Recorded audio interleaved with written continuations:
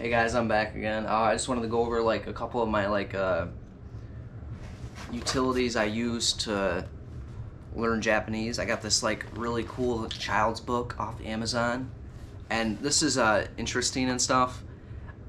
I would not recommend it a lot unless you're like 5 years old or something. It teaches you like some of the grammatical prose in it, but it has you like slap English in between stuff like where's it at here?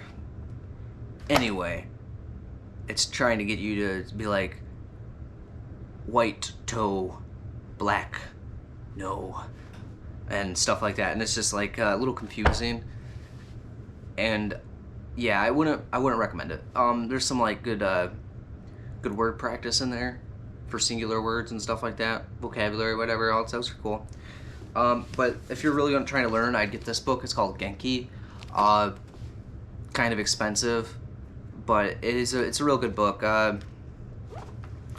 There isn't as much explanation and stuff like that as I'd like to see in it, but I think that it's meant more for like a classroom setting, and that probably is what that's about. Yeah, I'm not in a classroom. I don't have people to practice with. But yeah, you know. Another thing I do is I obviously use like Rosetta Stone, which again, it's good, and it's like good for like speaking and whatever else like that. Like you can practice phrases and some vocabulary or whatever. But again, lack of information, like doesn't tell you much about how to use the grammar and stuff like that, and I feel like that is kind of confusing. Like it teaches you phrases, but it's like very little instruction involved. When I say little, I mean none. Another thing I use is this cute little Japanese character book that has all these little squares in it, and then as you know, you write, as you might not know actually, I guess, you write left to right, but you write left down to the right down, you know? And I mostly just kind of like throw my vocabulary words in it and stuff like that. For a while I was writing all these like the individual hiragana and katakana letters out so I could memorize the different letters for the alphabet and stuff like that, or the alphabets. Kanji is not something I'm great at still.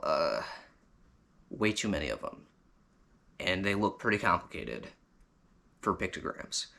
So it's something I feel like maybe when I'm an N5 level, maybe I'll know some. Hopefully, at least 100. But we'll see. I also have these crosswords that are like N4 and N5 crosswords that I use to like pick up vocabulary words and stuff like that. And I think they're helpful, but again, because I'm not at that level, it's not like they're hard to find the words in them, but I don't know how much they really help as far as learning goes. I feel like if I had a higher, like I was at that level, I might be learning better, but it is fun. So yeah. Another thing is obviously Duolingo. I use a lot because it is simple and repetitious. And if anyone knows anything about learning the language, you want repetition.